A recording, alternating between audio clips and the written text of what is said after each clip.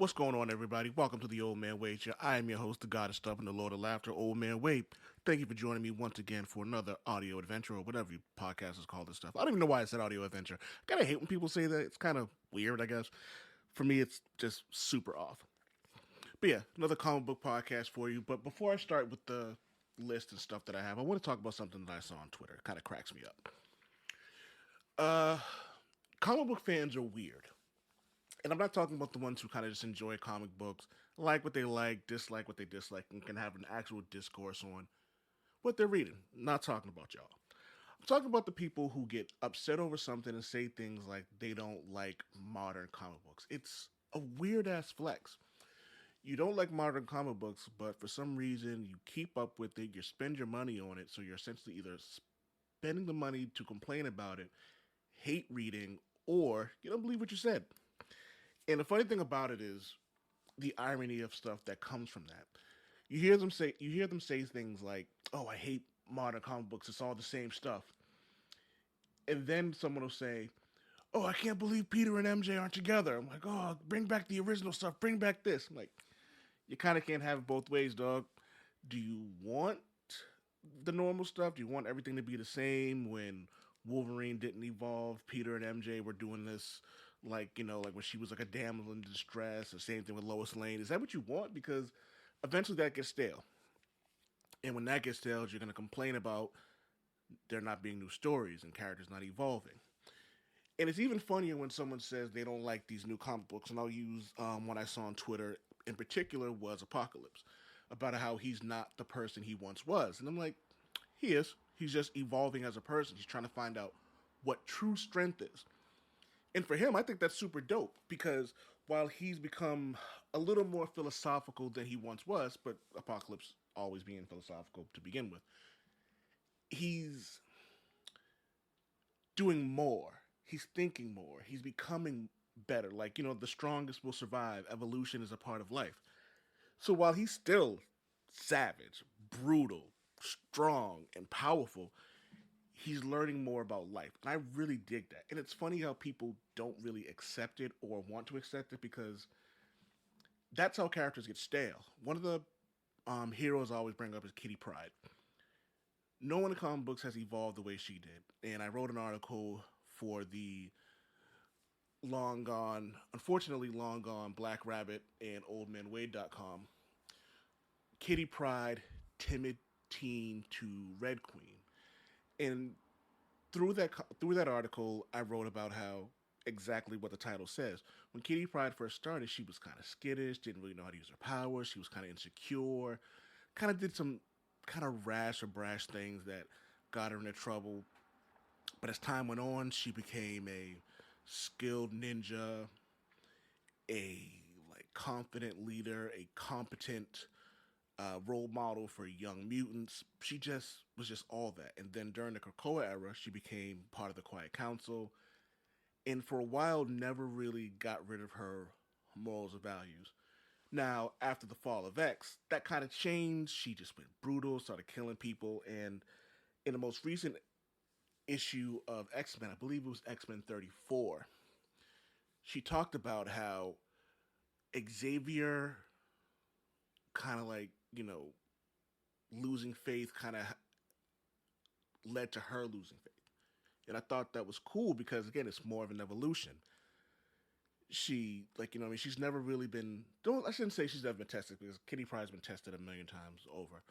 But this, I think, was the first time where she had a real loss of faith. Now, she's left the X-Men before. She's gone on sabbatical. She's helped Nick Fury. She's helped Pete Wisdom. So she's versed in a lot of stuff.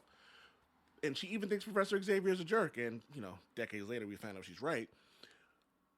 But it's different now that when you think someone's a jerk but you still look at them as like a mentor or a father figure of sorts, and then they let you down.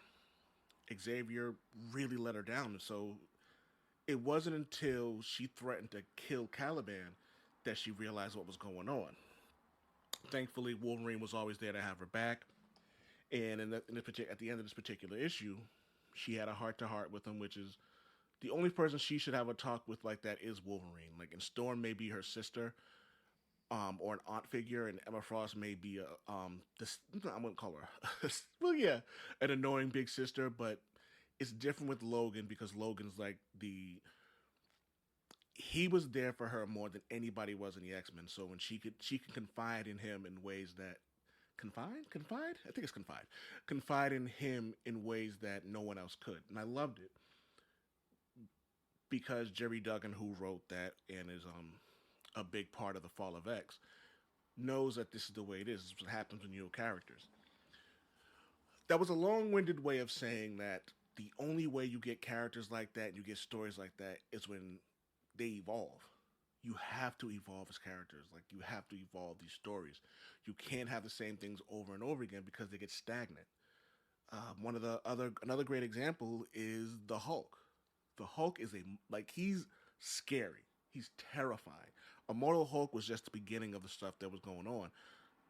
Superwoke talked about the new Hulk series where he like basically talked about the devil. Like we actually talked about that in a couple episodes previous to this one. But he can't be the same dumb childlike Hulk. He needs to evolve. Wolverine was a really poor character up until the early 1990s. You know what I mean? After Mariko broke his heart and he cried, that was like the beginning of him being more than just a guy who just cuts and kills people. Now, granted, there were moments in the older comic books, for example, when Wolverine said he was going hunting and Storm flipped on him. He's like, "Oh, how can you kill animals?" And he goes, "I don't kill animals." He goes, "I just my idea of hunting is getting close enough to touch them without them knowing that I'm around." And that was a slight. It was a. I shouldn't say slight or small. It was a direct look into his personality because people only saw the beast. They only saw the animal. So when you get a moment like that, you raise a character. Now, if he was just wild killing people, then there's nothing. Sabretooth. He was a wild animal for a while. But as time went on, I'd say right around the Weapon X book, I think it was Frank Thierry who wrote that, he started to use his intelligence, his cunning. And it was the part of him that made him great was because he wasn't just slashing and clawing people. He was using his brain. He was using his cunning. He tricked like the people who ran Weapon X. That was dope.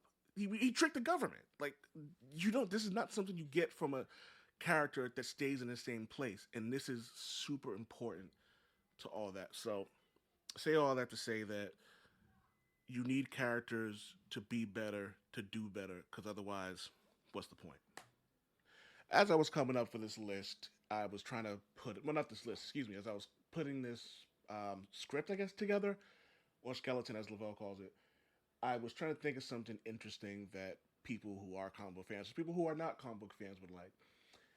And I thought about something as I was going through the old. I'm rereading the Krakoan era stories, all the important ones, to kind of get a feel of what I may have missed, so I could write an article about the most important moments from the last. I want to say it was like 5 years, and so I could put like an actual like timeline for people who want to read some stuff and like hey, this is what you should read. These are some things you can avoid, et cetera, et cetera.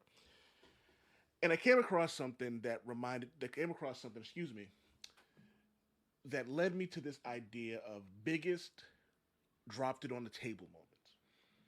What I mean by that is kind of one of those like when you sometimes forget how powerful or how creative someone is. I'll give an example that's not on this list. Magneto ripping the metal off of Logan's bones. Now he could have just pulled Logan's whole skeleton out his body, but he was going. He wanted to hurt him. He wanted to really hurt him, so he ripped the metal right off his skeleton. That's a flex. That's a drop it on the table moment. Another Magneto moment coming from the Ultimate Universe is when he reversed the magnetic poles on Earth. It's a flex. There aren't many people who can do that. So I put together the best 10 that I came up with off the top of my head to drop it on the table list. and I will make sure that I kind of give you around when this happened. These are no in no particular order. Try to give you not necessarily if I don't give you an issue number, I'll give you the title where you can check it out because some of them are just like short runs, and you may just be better off just reading the whole thing. Or once you do it, you can type it into Google, and then it'll find from there. So the first one on this list, and where I got the idea from, was Charles Xavier telling the world they have new gods now. This was one of the biggest flexes I've ever seen in a comic book. Not just because of what he said, well, what he said was pretty dope too, but it was also how it was just he broadcasted this to the entire world. He put on Cerebro and said, "Attention, everyone." And this is what he said. Excuse my poor reading if it comes off a little off. Humans of the planet Earth, I am the mutant Charles Xavier, and I bring you a message of hope. So it starts off with kindness. In the coming days, you will learn several far reaching pharmaceutical breakthroughs that have been discovered by mutant scientists. These drugs extend human life, heal diseases of the mind, and will prevent or cure most common maladies. I'm pretty sure I pronounced that wrong. Influenza, Alzheimer's, ALS, and many cancers gone overnight. These drugs will make life on this planet better, remarkably so. All this we have made for you. In the past, they would have been a gift, something freely given by me to you, because I believed it would create harmony between our two peoples. That was my dream, harmony, but you have taught me a harsh lesson. That dream was a lie. You see, all I ever wanted was peace between humans and mutants. All I ever wanted was to love you and for you to love us. And as this is going on, let me just pause real quick. As this is going on, you see people in hospitals, people in business areas, government officials, and then as this goes on, next two panels are the Avengers, no, next three panels, excuse me, the Avengers, the Fantastic Four, and Doctor Strange all listening to this. So not only is he talking to the regular humans, he's talking to the superhuman community as well. So he goes on, we wanted to save you, and we did, many times. But in return, all you did was stand by while evil men killed our children. Over 16 million of them, referring to the Genosha accident. So, well, not accident, incident, excuse me. So there will be no gift, for you have not earned it. Come on, that was dope as hell. We will, however, let you pay for it. In return for two things, we will provide you with the means to have a better life, one without pain or suffering and full of hope, and it will only cost you so little. First, you must accept the island of Krakoa as the nation state of mutants on this planet. We will happily go through the same process as any newly formed nation with the UN, but there is an expectation that our sovereignty, I can never pronounce that right, will be recognized. Second, all mutants by birth can claim Krakoan citizenship. And with citizenship, we expect a period of amnesty so that those who have been singled out as criminals or punished and imprisoned by humans can overcome man's bias against mutants. From this day forward, mutants will be judged by mutant law, not man's. These are our simple demands, and they are not negotiable. In return for making our lives better, we will do the same for you. And if you ask yourself, and this is where it gets really dope. And if you find yourself asking, who are these mutants to who are these mutants to think they can dictate terms to us? We are the future, and an evolutionary inevitability. The Earth's true inheritors. You closed your eyes last night believing the world would be yours forever. That was your dream, and like mine, it was a lie. Here is the new truth. While you slept, the world changed. That was dope.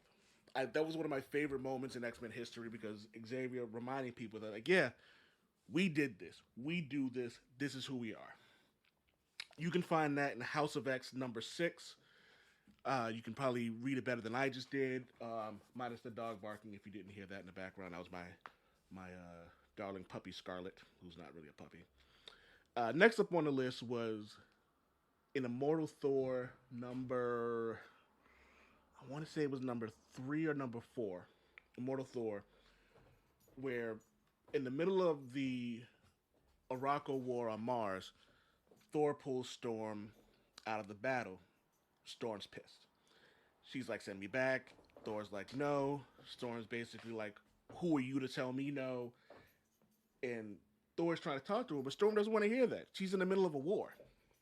So they fight, and from the moon, Storm takes the gravity or pressure from Jupiter and drops it on Thor. Now, obviously, there's a two-part flex to this. One, Storm can do that. Like she can just like, hey, gravity, drop it on Thor. Boom. What are you gonna do now? The other flex is Thor kind of being able to handle it. Like he's just like kind of like literally the weight of the world on his shoulder, and he's just like he's strong enough to like stay there. It's incredible. So that had to be mentioned. It was something that happened this year, 2024, where things like that happen. So definitely check out Immortal Thor. I am gonna say though, the last couple of issues of Mortal Thor have been lacking, especially that last one that came out with Thor saying little random stupid things from sitcoms. It was un-Thor like, but it's Al Ewing and it ended up leading to something that was cool. So not too mad at it. I still think people should check it out, but it was weird. But beyond that, go check out that issue of Immortal Thor. I believe it's number 4. Hold on, I can tell you in 2 seconds. Yep, I was right. It was Immortal Thor number 4 by Al Ewing. Definitely worth checking out, even if for nothing else, just to watch those two fight. It was kind of cool. And there's actually a moment where Storm's hitting Thor with lightning, and he's like, "Please stop." And Storm says something. He's like, "I'm not talking to you. I'm asking the lightning to please stop." And I was like, "All right, okay." We forget that who he is sometimes, so it was cool. Number 3, Astonishing X-Men Dangerous. Actually, Astonishing X-Men Dangerous and Astonishing X-Men Unstoppable. There are two moments where Kitty Pryde just showed how powerful, no, not even gonna say powerful, how in control of her abilities she is. During Astonishing X-Men Dangerous, one of the giant sentinels that destroyed Genosha was awakened by Danger, which is the X-Men's Danger Room, which apparently was sentient, and Charles Xavier knew, which is why he's a jerk. And it was loading up for one of its city-destroying blasts. Kitty Pryde looked at it, told all the X-Men to hold on to her. The blast hits them, but Kitty phased them all, and so it didn't even touch them. So Kitty, covered in sweat, looks up at the Sentinels and goes, "Is that all you got, bub?" I'm like, "Aight." It was cool. It was a really dope moment. The second time she did something cool like this was when she was in a bullet being aimed directly at Earth that was going to destroy the entire planet. She phased that bullet to make sure it didn't hit Earth. But it didn't stop there. She had to keep doing that because no one could reach the bullet. So she continued to phase the bullet throughout the galaxy, throughout the universe, made sure that none of the planets were destroyed. It was, again, another flex moment. Um, Adding to that was Magneto meditating on a hill, maybe a mountain, reaching throughout the universe, finding the bullet, and bringing her back. Didn't leave Earth, just in a meditative state, reached out with his powers, brought her back. How cool is that? Next up, we got Immortal Hulk by Al Ewing, where he beat the Avengers by himself. Eventually, they ended up winning, but this was also part of the Hulk's plan. It took a giant blast that destroyed an entire town to take the Hulk down. And even then, they was like, "Hey, keep these solar emitting rays on him because if you don't, he's going to regenerate."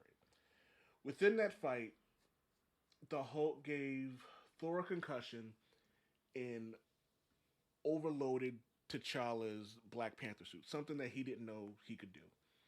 As the kids would say, he soloed them. And let me just say for the record, that is one of the worst slang terms ever, saying that someone can solo somebody. Because, as you can see, he didn't really do it. Yes, uh, he tore the Hulkbuster apart. He gave Thor a concussion. He overloaded Black Panther's suit. He tricked She-Hulk. He I'm not sure if he punted or threw um, Ghost Rider's Hell Charger across the state across the city or town or whatever. But it was so cool. But Captain Marvel also wasn't in the fight. Captain Marvel can beat him from a distance. She's not going to underestimate the Immortal Hulk or Hulk in general. But who knows? Maybe he could have won that too. But also, this was part of his plan to get caught. So who knows how it would have gone. But regardless, super cool moment. Also on this list, and this is something I think most comic book fans know, Scarlet Witch rewriting the entire all of reality. Who else can do that? On a whim. She just was just like, you know what? I'm this powerful. I'm just gonna do it. Whole universe rewritten. House of M. It's the first issue she does it. And then at the end of it, with 3 words, extinguished 90. I want to say it was. I'm not sure if it was 90. It was 90% of mutants. Their genome was just erased. There wasn't another mutant birth for another. Comic book wise, I want to say it might have been another 5 years before we seen a mutant birth, and that was Hope. But yeah, that was also a super dope one too. I'll be quick on that one because a lot of people have seen this particular moment a bunch. Next up on the list, we have Logan refusing to fight Mr. X because that's what Mr. X wanted. Logan beat this dude named Mr. X. He's a D-list character at best. Beat Wolverine because with his telepathy, he can anticipate everything that Wolverine does. Within that, he can't. He couldn't figure out Wolverine's pattern when he goes into a rage. So every time they fought, Wolverine goes into a rage. He beats him. So Mr. X started training with animals, and animals and just people who have the same kind of like berserker kind of like fighting style to train for him. He draws Wolverine out. Wolverine's about to let loose until Logan realizes this is what he wants. So Wolverine's like, I'm not gonna fight you.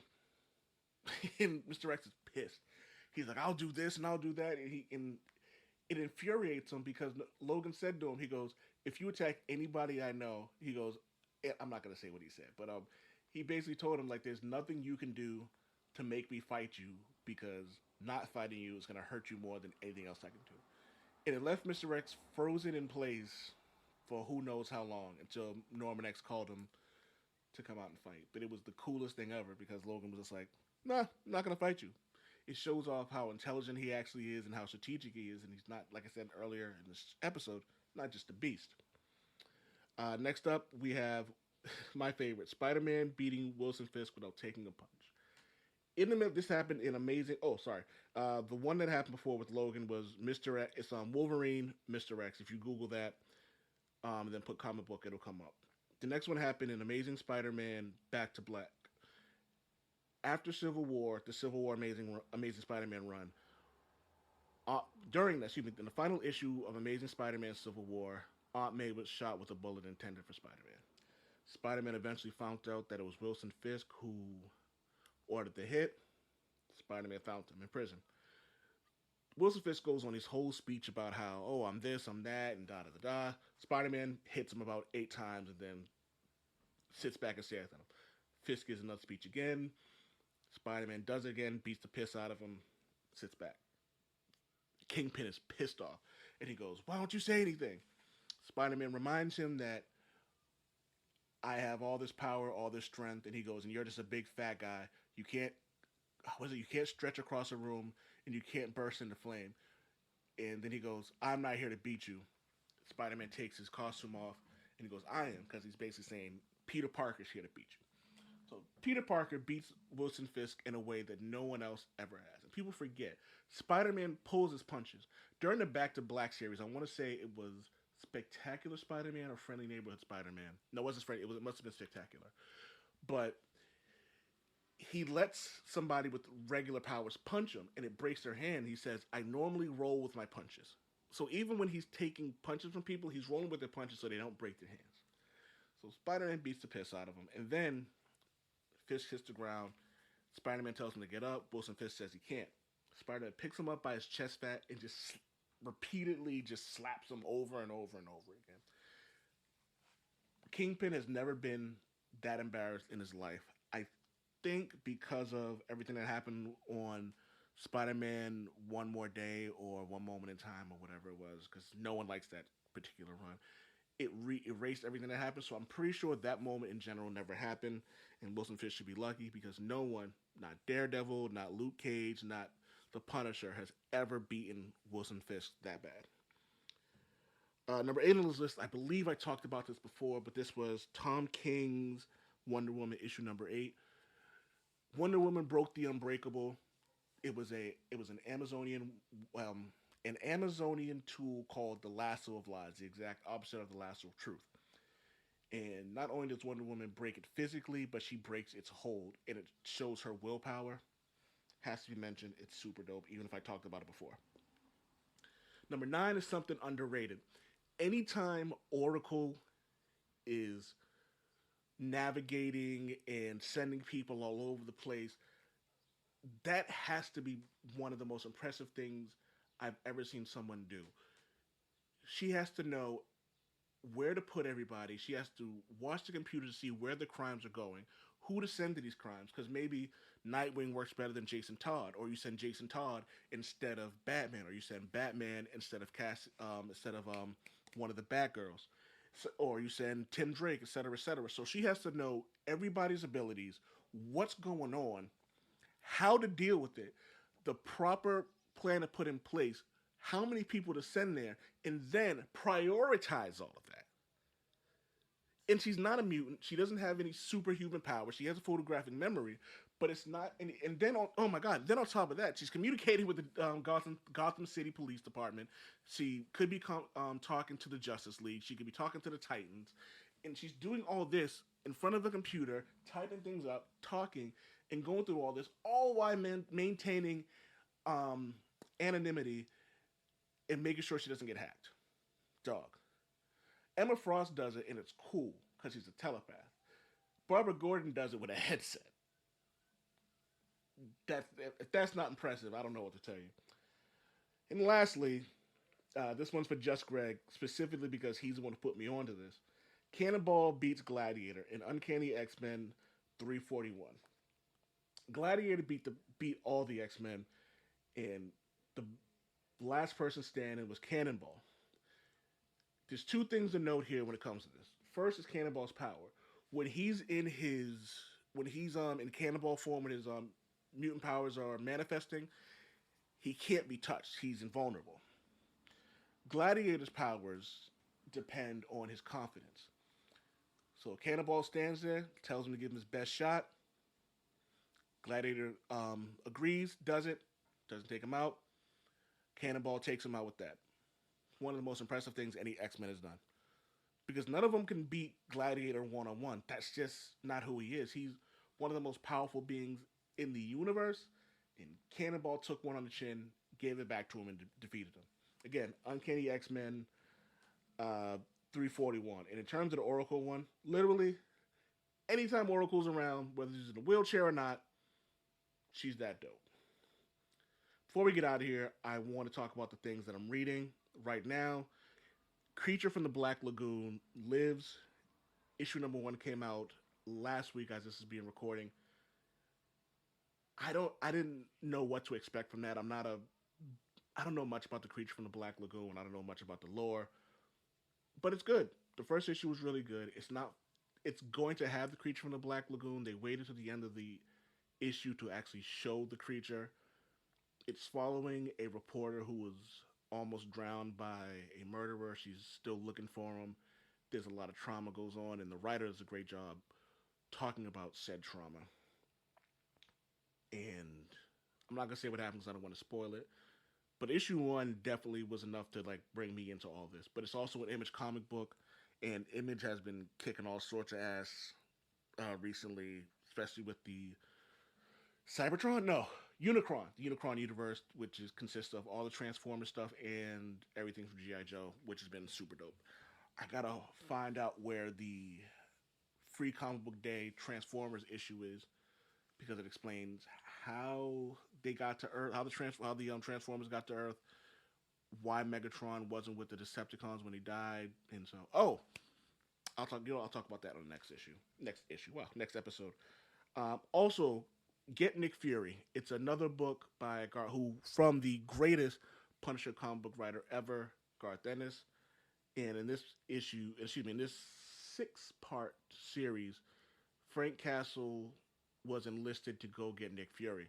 However, The government wants Punisher to find him and kill him. Frank's not going to do that. We know he's not going to do that because this happened back after the Vietnam War, and in this universe, Nick Fury is still around in like 2006. So we obviously know he survives that. It's not really a spoiler. And lastly, there came out the Nightwing. Wow, what am I doing? The Nightwing Annual. This is more about B. Bennett, the woman who helped Rick Grayson after Dick Grayson was shot and lost his memory. All of this is from her perspective and her backstory, her origin, how she gained the skills that she did, why she ended up being a pirate, all the moments where she fell in love with Dick Grayson, who was then Rick Grayson. All of it was really good. And I'm not really a big fan of annuals. Sometimes I'm like, all right, okay, it's cool, whatever, whatever, and I'll grab it just because I'm reading the series. But this was good. This was really good. So, yeah, those are the three things I'm reading. I'm not gonna hold you guys up any longer. It's been 30 minutes. This is what we do. This is how I do it. Thank you for listening. You can find me on Old Man Wade Com on Twitter, Instagram, and TikTok. Yeah, there we go. That's all I got for you. And as always, be excellent to each other. Peace.